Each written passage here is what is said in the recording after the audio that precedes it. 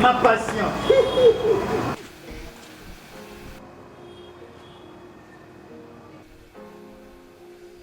Vile loin.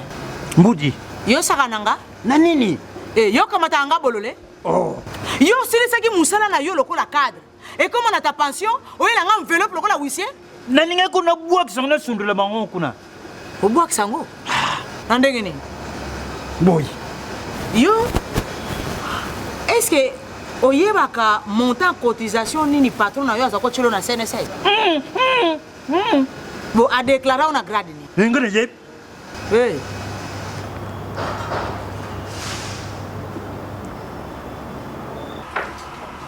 Oh, mon cher, tu as l'air préoccupé. Ah, chers collègues, c'est cette histoire des cotisations sociales de mes travailleurs qui me prend la tête. Et je pense que tu es en règle avec la CNSS. Ça, c'est un petit problème que je maîtrise et gère comme mes poches. Ah bon? Raconte, comment tu t'y prends? C'est simple, mon cher. Les travailleurs ne sont pas tes héritiers, moins encore tes associés. Il ne faut pas tous les immatriculer. Il ne faut pas non plus tout déclarer à la CNSS. C'est-à-dire? C'est-à-dire, par exemple, si tu as 500 travailleurs, tu déclares seulement pour 342 et tu minores leurs cotisations. Et les cadres, tu les déclares comme simples agents. Ah bon?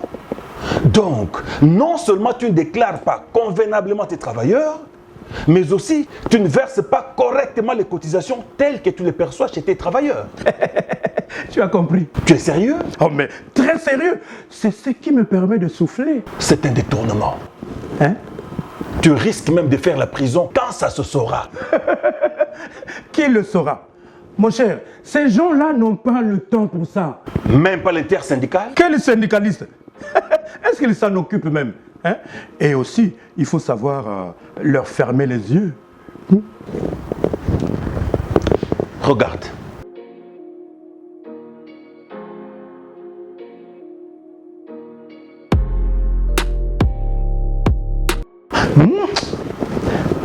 Simple intimidation. Mon ami, autre temps, autre mœurs. La CNSS bénéficie désormais de l'appui de certains services de l'État tels que l'IGF et les parquets qui ont le pouvoir de constater et de réprimer les infractions conformément aux dispositions pertinentes des articles 128 et suivants de la loi numéro 16/009 du 15 juillet 2016 fixant les règles relatives au régime général de sécurité sociale. Avec tes mauvaises pratiques, tu risques d'être sanctionné en payant de fortes amendes et pénalités pour détournement, entre autres. Tu es sérieux? Très sérieux.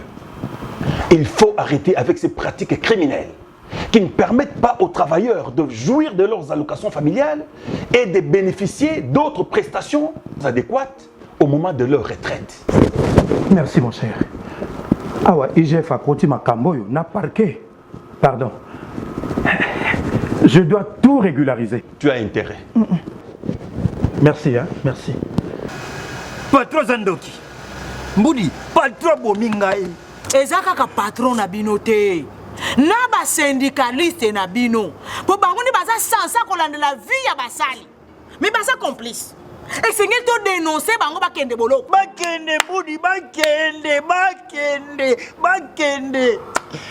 Bon. Bah franc.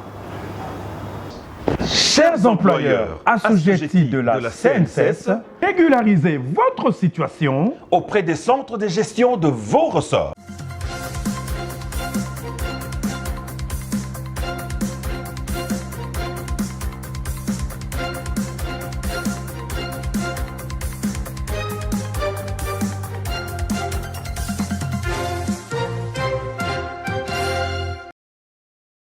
Nouvelle édition du journal sur la télévision catholique Elikia. Madame et Monsieur, bienvenue. Tradition oblige, 16 juillet 1849, 16 juillet 2024, 175 ans marqueront l'existence de la congrégation du Fils du Cœur Immaculé du Marie, missionnaire claretin. Ce jubilé se fêtera aussi en République démocratique du Congo. Récit de Hugues Junior Kibao. La famille missionnaire des Fils du Cœur Immaculé de Marie, missionnaire claretin, s'apprête à fêter ses 175 ans d'excréation faite par Saint Antoine-Marie Claret. C'est le 16 juillet 1849 que les claretins voient débuter leur charisme dans la ville de Vic, en Espagne. À travers le monde, la famille claretaine prépare ce grand jubilé qui sera fêté en Espagne, mais aussi chez les missionnaires claretains œuvrant en République démocratique du Congo. Signalant que les Fils du Cœur Immaculé de Marie, missionnaires claretains, forment une congrégation cléricale, missionnaire et enseignante de droit pontifical approuvée par le pape Pie IX le 21 novembre 1860. Cette congrégation a pour saint patron la Sainte Vierge Marie et Saint Michel Archange. Une messe d'action de grâce a été dite ce mercredi 5 janvier 2024 en la paroisse Sainte-Anne de la Gombe en mémoire de feu Mwami Godefroid Munongo Chumbika, père biologique de la princesse Dominique Munongo Inamizi, rapporteure adjointe de la Chambre basse du Parlement.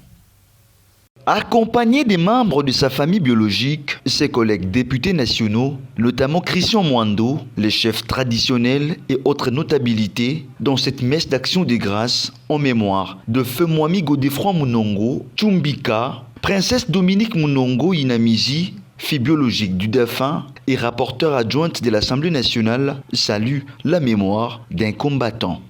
Il est de l'autre côté maintenant, mais nous le sentons toujours présent car ses valeurs et ses principes nous guident. J'ai voulu l'honorer aujourd'hui car je ne serais pas ce que je suis si lui n'avait pas existé. Il est ma force quand tout semble s'écrouler autour de moi. J'ai appris de lui deux choses essentielles, à savoir que la dignité et l'honneur n'avaient pas de prix. La crainte est la crainte de ce qui est sacré. Et tant que je vivrai, papa, tu vivras. C'est justement de cette façon et en toute chrétiennité que l'honorable Dominique Munongo, rapporteur adjointe de la Chambre basse du Parlement, a voulu honorer la mémoire de son feu père, Mwami Godefroid Munongo, dont elle est la source et fière. Parlons politique à présent, le chemin est balisé à l'Assemblée nationale pour l'investiture du gouvernement Judith Tchouminawa. C'est ce qui ressort de la clôture, ce jeudi 5 juin, des discussions initiées par le speaker de la Chambre basse du Parlement, Vital Kamerhe, qui promet tout de même des sanctions contre les ministres moins performants. Le président de l'Assemblée nationale, Vital Kamerhe, a clôturé ce jeudi 5 juin 2024 les discussions initiées depuis mardi 4 juin avec les députés nationaux de l'Union sacrée sur l'investiture du gouvernement dirigé par la première ministre Judith Suminwa Tuluka. Selon les speakers de la Chambre basse du Parlement, les députés nationaux ont décidé de mettre de côté le frustration et mécontentement nés à la suite de la publication du gouvernement et de privilégier l'intérêt supérieur de la nation en investissant le gouvernement qui devra se pencher sur les préoccupations de la population. Vital Kamerhe promet une vigilance accrue de son institution concernant les prochains programmes du gouvernement. Selon lui, ceux qui ne donneront pas le résultat escompté en tant que membres du gouvernement seront sanctionnés par l'Assemblée nationale. La publication de ce gouvernement intervient près de 5 mois après l'investiture du président Félix Antoine Tshisekedi Tshilombo, mais aussi près de 2 mois après la nomination de la nouvelle première ministre Judith Suminwa. Ce gouvernement de 54 membres est le fruit de la coalition majoritaire à l'Assemblée nationale, à savoir l'Union sacrée de la nation, la famille politique qui a accompagné Félix Tshisekedi lors des élections générales de décembre 2023. Parmi les 54 membres, on note 30 nouvelles figures, 15 ministres du précédent gouvernement reconduits à leur poste et 9 autres reconduits mais affectés dans d'autres portefeuilles. L'Assemblée nationale souhaite investir le gouvernement avant la clôture de la session ordinaire de mars prévue le 15 juin prochain. Après sa rencontre avec les chefs de l'État, Félix Tshisekedi, Vital Kamerhe avait révélé que l'investiture du gouvernement interviendra entre les 10 et le 11 juin 2024.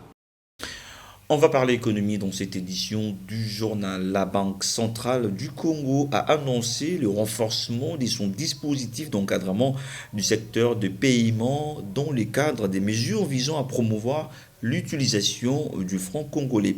L'objectif est d'inciter la population à utiliser davantage la monnaie nationale pour les paiements des biens et services, en particulier via les terminaux de paiement électroniques. Brigitte Bondongoy signe justement ce reportage. En date du 31 juillet, les terminaux de paiement ne pourront être paramétrés qu'en francs congolais, la monnaie nationale. Cette décision a été annoncée par la gouverneure de la BCC dans une correspondance adressée aux institutions financières du pays. Une inscription qui a pour objectif d'inciter la population à utiliser davantage la monnaie nationale dans les transactions. La BCC veut renforcer les francs congolais en obligeant les commerces à accepter le paiement électronique uniquement en monnaie nationale. Objectif, réduire la dépense au dollar et relancer l'économie congolaise. Comme a voulu et recommandé par le chef de l'État, Félix-Antoine Tshisekedi Tshilombo, désormais les paiements des biens et services, notamment des consommations courantes par les terminaux de paiement électroniques dans les commerces se feront en francs congolais sur toute l'étendue de la RDC. Ces mesures découleront de la réunion ordinaire du Conseil des ministres de juillet 2019, présidée par le chef de l'État, président Félix-Antoine Tshisekedi Tshilombo. Actuellement, seulement 13% des TPI en service sur l'ensemble du territoire national sont configurés pour accepter les francs congolais. Une situation qui favorise l'usage des devises étrangères. Sur ce, la BCC exige de toutes les institutions financières de reconfigurer leur TPI pour qu'ils n'acceptent que la monnaie nationale. Cette mesure vise à stabiliser l'économie et à réduire la dépendance aux devises étrangères. La direction générale de l'Office congolais des contrôles OCC a adressé un message de soutien à Julien Paluku Kaongia, nouvellement nommé ministre national du commerce extérieur, un choix qui témoigne de son engagement à promouvoir la compétence et l'excellence au sein du gouvernement. Et puis, situation sécuritaire en République démocratique du Congo. Les forces armées de la République démocratique du Congo, FARDC, restent en avance des rebelles du M23 RDF aux alentours de la cité de Kanyabayonga, entre les territoires de Rutshuru et de Lubero. Nous sommes dans la province du Nord Kivu. Les forces armées de la République démocratique du Congo, appuyées par les Wazalendo à la coalition M23 RDF aux alentours de la cité de Kanyabayonga, entre les territoires de Rutshuru et de Lubero, nous sommes dans la province du Nord Kivu. Les déplacés ayant fui ces combats vivent dans la précarité dans leurs différents milieux des refuges. Un appel pressant est lancé aux forces loyalistes ainsi qu'au gouvernement chuminois de libérer toutes les zones occupées par les ennemis de la République. La société civile de Kanyabayonga félicite les forces loyalistes pour avoir empêché à l'ennemi de pénétrer dans la cité de Kanyabayonga. Une accalmie relative s'observe pendant ces temps sur les lignes de combat de Bweremana sur la route Sake-Minova dans le territoire de Massissi. Des milliers de déplacés de guerre dans cette région traversent également des moments difficiles suite au manque d'assistance. Le président de la société civile de Bweremana, Flori Moussanganya, invite les gouvernements et ses partenaires à venir en aide à ses compatriotes en détresse. Sensibilisation sur les aspects de la réforme pénitentiaire en République démocratique du Congo, c'est le thème d'un atelier tenu à Kinshasa ce jeudi 6 juin qui a réuni les membres de l'administration pénitentiaire en RDC. Ces assises sont organisées par l'unité d'appui à l'administration pénitentiaire de la MONUSCO en collaboration avec le ministère de la Justice congolais.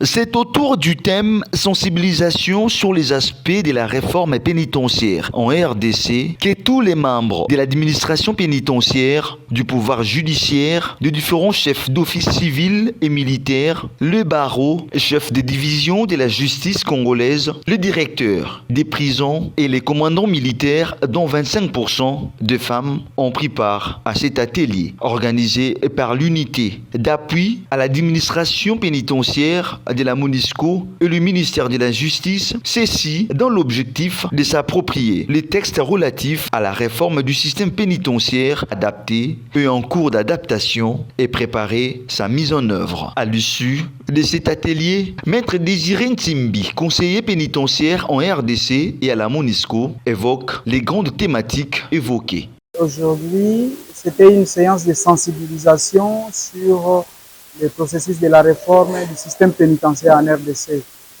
Et nous, comme MONUSCO, cette question ou unité d'appui à l'administration pénitentiaire, Nous avons juste appuyé cette activité pour que tous les acteurs de la chaîne pénale soient informés pour bien appliquer cette loi. La loi 23/028 du 15 juin 2023 contient tous les principes déterminant les droits des détenus, déterminant l'administration pénitentiaire ou bref, déterminant les régimes pénitentiaires. Ces assises tenues dans la salle Town Hall de la MONUSCO à Kinshasa ont été exécutées par visioconférence dans les villes telles que Beni, Goma, Bunia et Bukavu pour quelques solutions concernant la loi requise déjà en application, explique M. Jonathan, directeur militaire d'administration.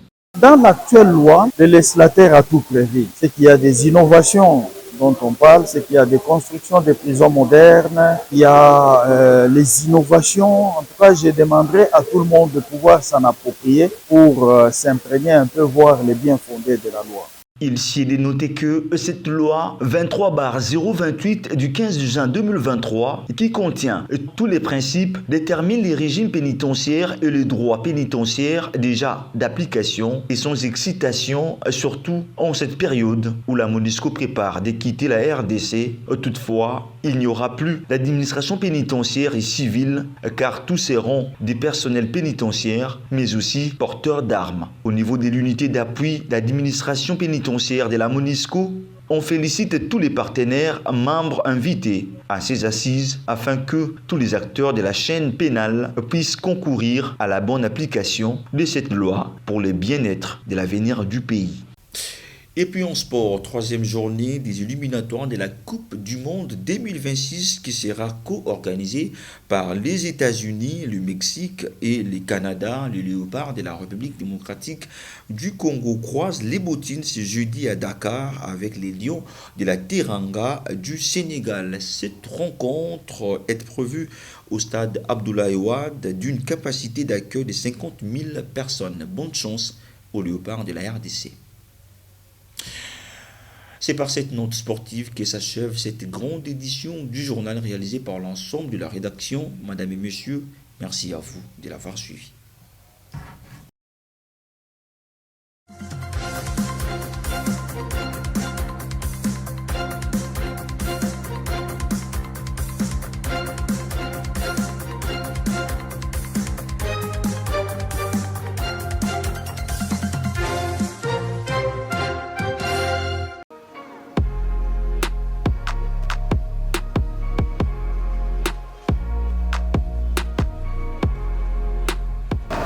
Allez, pas madame.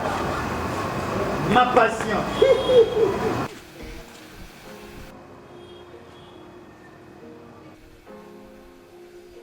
Vile loin. Mbudi. Yo sakananga. Na nini? Yo kamata anga bolole. Oh. Yo silisaki musala na yo lokola cadre. Et comme on a ta pension, oyela nga enveloppe lokola huissier. Na ninga kuna buak sangna sundula bango kuna. O buak sango. Nandenge ni. Boy. Yo est-ce que oyebaka montant cotisation nini patron na yo azako chelo na CNSS? Bo a déclaré on a grade ni. Ngone yep. Hey.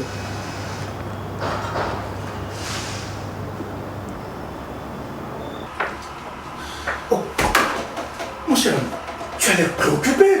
Ah, chers collègues, c'est cette histoire des cotisations sociales de mes travailleurs qui me prend la tête. Et je pense que tu es en règle avec la CNSS. Ça, c'est un petit problème que je maîtrise et gère comme mes poches. Ah bon? Raconte, comment tu t'y prends? C'est simple, mon cher. Les travailleurs ne sont pas tes héritiers, moins encore tes associés. Il ne faut pas tous les immatriculer. Il ne faut pas non plus tout déclarer à la CNSS. C'est-à-dire? C'est-à-dire, par exemple, si tu as 500 travailleurs, tu déclares seulement pour 342 et tu minores leurs cotisations. Et les cadres, tu les déclares comme simples agents. Ah bon?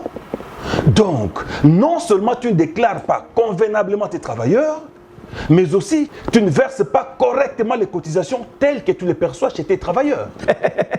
Tu as compris? Tu es sérieux? Oh mais très sérieux. C'est ce qui me permet de souffler. C'est un détournement. Hein? Tu risques même de faire la prison quand ça se saura. Qui le saura? Mon cher, ces gens-là n'ont pas le temps pour ça. Même pas l'intersyndical? Quel syndicaliste? Est-ce qu'ils s'en occupent même, hein? Et aussi, il faut savoir leur fermer les yeux. Regarde.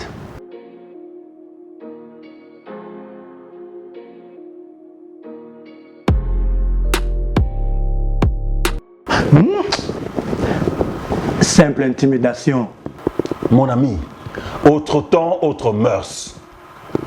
La CNCS bénéficie désormais de l'appui de certains services de l'État tels que l'IGF et les parquets, qui ont le pouvoir de constater et de réprimer les infractions conformément aux dispositions pertinentes des articles 128 et suivants de la loi numéro 16/009 du 15 juillet 2016, fixant les règles relatives au régime général de sécurité sociale. Avec tes mauvaises pratiques, tu risques d'être sanctionné en payant de fortes amendes et pénalités pour détournement, entre autres. Tu es sérieux? Très sérieux. Il faut arrêter avec ces pratiques criminelles qui ne permettent pas aux travailleurs de jouir de leurs allocations familiales et de bénéficier d'autres prestations adéquates au moment de leur retraite. Merci mon cher. Ah ouais, IGF a côté ma camboyo, n'a parqué. Pardon. Je dois tout régulariser. Tu as intérêt. Merci, hein, merci. Patron Zandoki. Mbudi, patron Bomingai. eza kaka patron na bino te na basyndicaliste na bino po bango ni baza sansa kolandela vie ya basali mais baza complice esengeli to dénoncer bango bakende boloko Bakende Mbudi, bakende. Bafran. Chers employeurs assujettis de la CNCS, régularisez votre situation auprès des centres de gestion de vos ressorts.